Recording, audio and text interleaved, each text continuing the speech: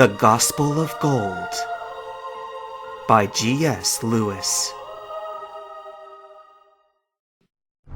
Steelix seemed to favor Gold with a cruel smile as it dragged the rest of its tail out of the abyss from where it had crawled. Then it opened its mouth, and Gold heard a voice he recognized, though it did not belong to this demon. Rather, it was the devil he knew, toying with him as he lay helpless and trapped. St. George and the Dragon, hissed Silver. Such a setting brings your human fable of chivalry to mind. Oh yes, I know you people aspire to be that which your nature does not allow for, and so it remains forever a story alone. But what a story! The gallant knight charges fearlessly into the den of the Great Worm, so that he may rescue the princess from its terrible clutches. Only... The enormous steel tail slid slowly around behind Gold and Mareep, as if to remind them that escape was a fool's hope. You don't fit the narrative, do you, little Gold? You fled to this cave in terror of a flock of sheep. There was no princess waiting, just another sheep, and you nearly cowed away from that one too. Only the dragon is real. Let your last thought be a realization, the knowledge that your death was not noble.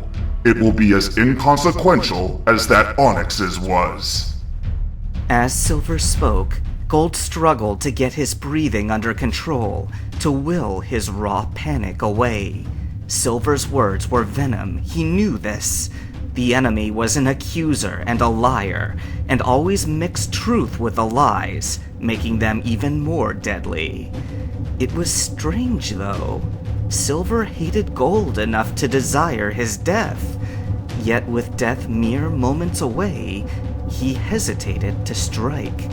It was as if he needed Gold to believe him first, and plead himself guilty in unfounded penitence. I will not believe in you, he thought, forcing himself up on his shaking legs. Spirit told me to be courageous. She said I was brave before I had reason to be. I choose to believe her, and for that, I am brave. Peace enveloped Gold like a blanket. This was not a matter of pride for him. It was nothing more than holding his ground in the face of intimidation.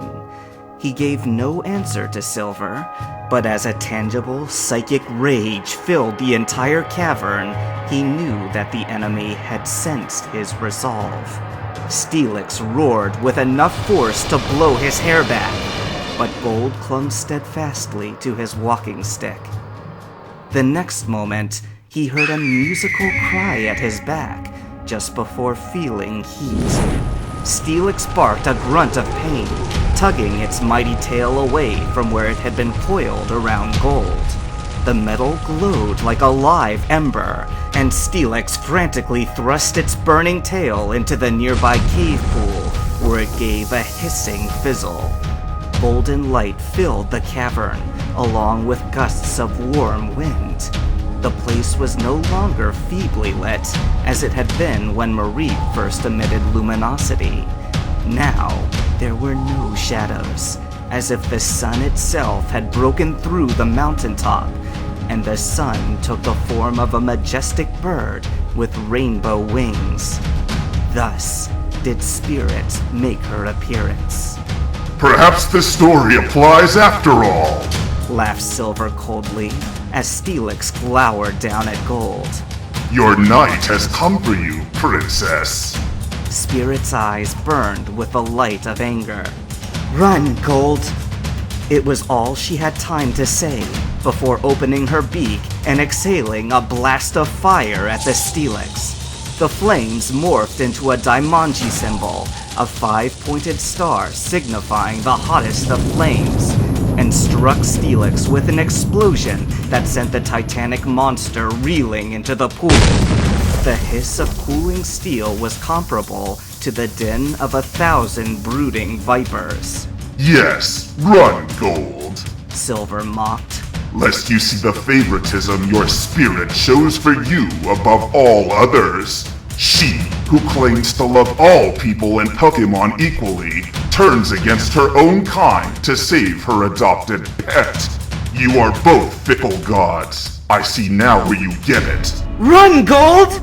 Spirit cried again, and this time, the tone of authority in her voice was identical to that which Gold had heard from his own mouth whenever he'd laid hands on Pokemon to heal them. He lingered only long enough to drape Mareep over his shoulders, and then he was off, pumping his legs rapidly to get away from the scene of confrontation. He looked back only once, long enough to see Steelix rise from the water, slumped and terribly weakened. However, the sound of two voices carried on through the echoes of the cave for him to clearly hear. Silver's, filled with spiteful hatred, and Spirit's, intoning righteous anger.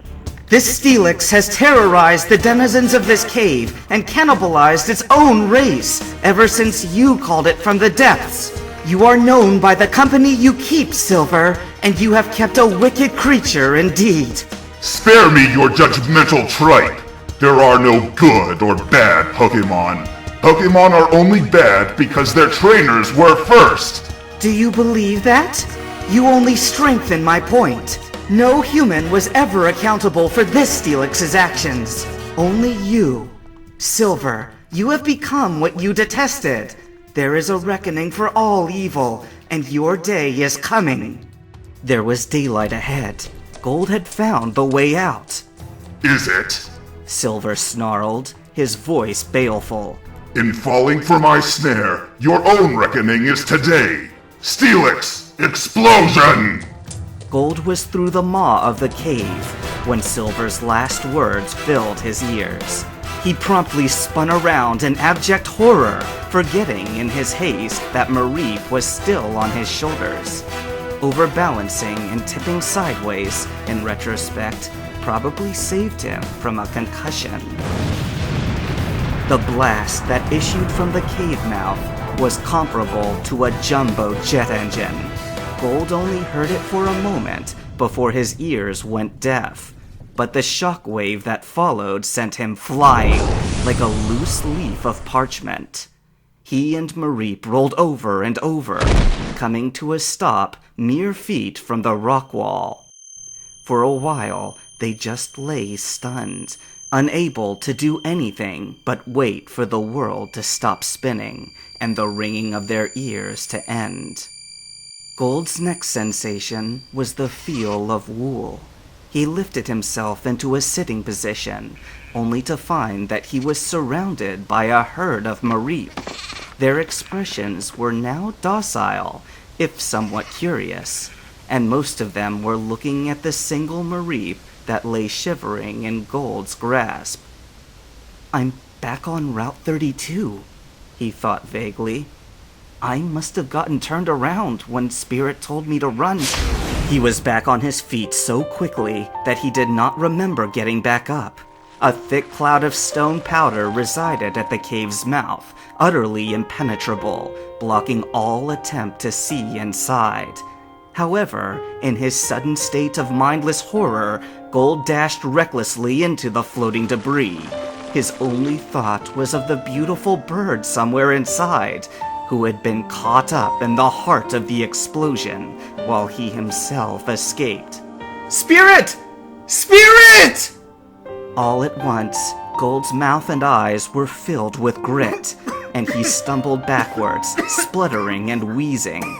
He desired desperately to press on, but his body could not take it. Falling to his knees, he wiped the stinging sediment from his eyes, along with the tears that were welling up.